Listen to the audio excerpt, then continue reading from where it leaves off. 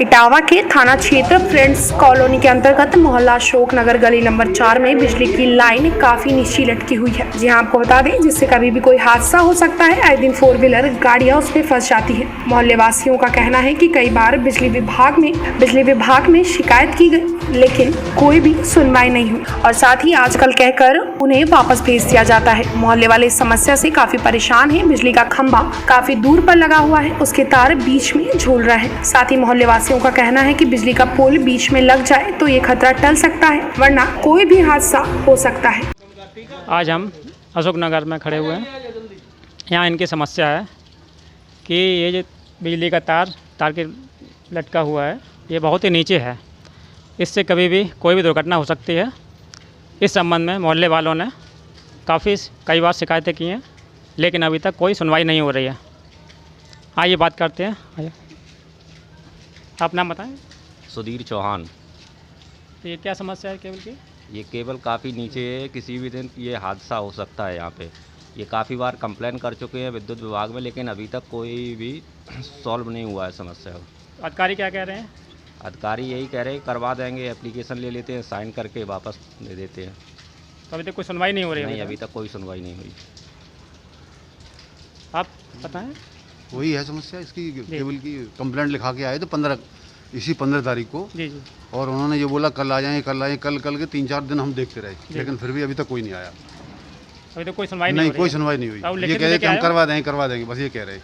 लिखित में देके आया मैं खुद। जी जी। 4-5 लोगों के नाम लिख दिए नीचे हमने, उसमें मोहल्ले वालों के। तो क्या आश्वासन दे रहे हैं? हाँ, आश्वासन दे रहे, कोई नहीं, कुछ नहीं कर रहा। आप अपना नाम बताएं।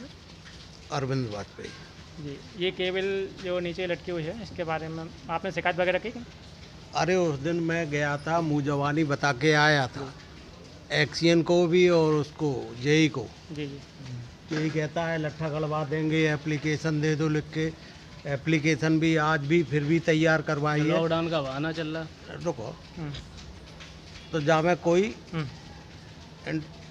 इंटरफेयर न कर रहे हैं, ना मान लो वर्कर ये लाइन चली जाती है 2-2, 3-3 घंटे। रात में उस दिन 3.5 घंटा बत्ती नहीं आई। हम गए वहाँ पावर हाउस, जाके मैंने बोला, दारू पी लेते हैं ये वर्कर जो रात में रहते हैं।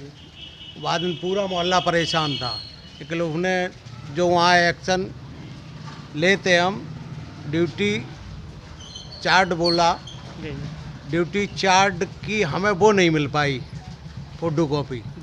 नहीं तो हम चारों की नौकरी भी खतरे में डालते। तो इसको भी अब यहाँ पोल गढ़ना बहुत ज़रूरी है। ये 4 व्हीलर निकालो, 4 व्हीलर मोज जाती है। वो लट्ठा जर्जर पड़ा है, देखना। अभी इसको हिलाओ तो वो हिलता है, देखो लट्ठा पूरा, देखो पूरी तरह से। इस पे बंदर हिलते हैं, अरे चली जान दे। इस पे बंदर उलते हैं, अपने आप जी नीचे हो जाती है लट्ठा। किसी दिन अगर किसी गाड़ी में उलझ गया तो लट्ठा तो ये गिरी पड़ेगा। जब मोहल्ले में हादसा हो जाएगा, जब सुनवाई होगी। जी। आपका कहना है मतलब कंप्लेंट कर चुके हैं आप कई बार, लेकिन कोई सुनवाई नहीं हो रही? अरे पूरा मोहल्ला कंप्लेंट कर चुका है। जेई से सारे लोगों से कह चुके मुँह जवानी। सुनील कुमार जेई था। जी।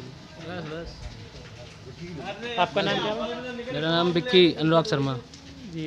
इसके बारे में आपने बहुत बार कंप्लेंट की है, लेकिन कोई सुनवाई नहीं। और लॉकडाउन का बहाना बना के जी मैटर सॉर्ट आउट। कोई कुछ नहीं, सब अपने काम में बिजी है। वो अधिकारी कर्मचारी वगैरह क्या कोई कुछ नहीं कहता। जाओ 2 मिनट बात की, बस एप्लीकेशन ली, साइन किया, नहीं किया, खत्म बात, मैटर सॉर्ट। भाई अधिकारी ढूंढते हैं जहाँ कमाई का जरिया हो। टीवी इंडिया न्यूज़ के लिए शिव कुमार सिंह की रिपोर्ट, इटावा। उत्तर प्रदेश की राजधानी लखनऊ में हॉटस्पॉट इलाकों का कमिश्नर सुजीत पांडे ने निरीक्षण किया। आपको बता दें गाजीपुर थाना क्षेत्र के भूतनाथ चौकी के आसपास के इलाकों का कमिश्नर सुजीत पांडे ने निरीक्षण किया। साथ ही कमिश्नर सुजीत पांडे ने बताया गाजीपुर थाना क्षेत्र के आसपास के लोगों का सहयोग भी मिल रहा है। साथ ही गाजीपुर थाना क्षेत्र के हर इलाके में लाउड स्पीकर से लोगों को घर से न निकलने की सलाह दी जा रही है। टीवी 1 इंडिया न्यूज के लिए ब्यूरो रिपोर्ट लखनऊ। आगरा की इरादत नगर पुलिस ने मुखबिर की सूचना पर देशी शराब बेचने वाले तस्करों को पकड़ा। आपको बता दें, शराब तस्कर से एक पेटी देशी शराब बरामद हुई है। साथ ही शराब तस्कर वीरेंद्र गांव खेरिया इरादत नगर का निवासी बताया जा रहा है। साथ ही आबकारी अधिनियम की धाराओं में मुकदमा पंजीकृत कर पुलिस ने कार्रवाई शुरू कर दी है। टीवी वन इंडिया न्यूज के लिए मनीष कर की रिपोर्ट, आगरा।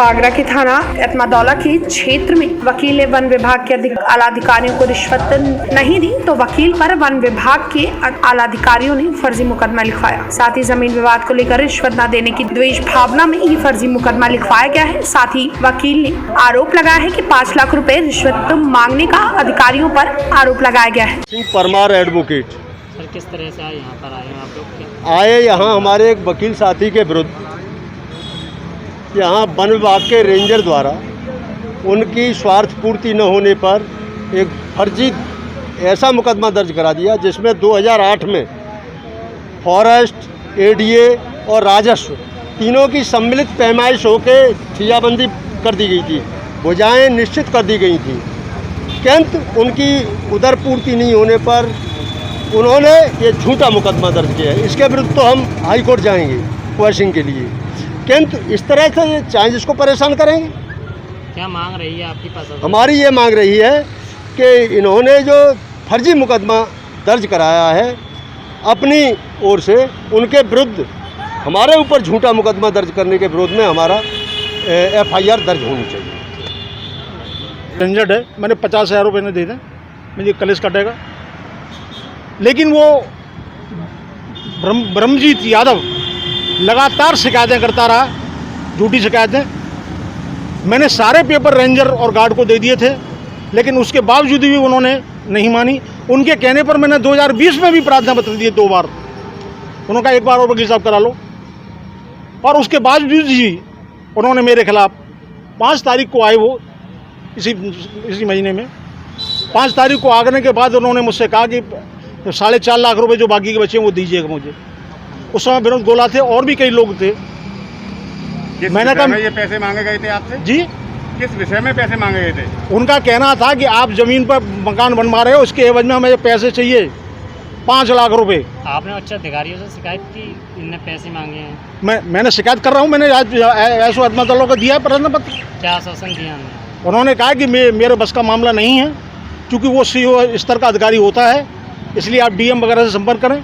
मैंने उनसे कह दिया कि मैं CM पोर्टल पर जा रहा हूँ, SC ST आयोग भारत सरकार दिल्ली जा रहा हूँ, और मैंने कहा मुख्यमंत्री को भी लेटर में भेज रहा हूँ।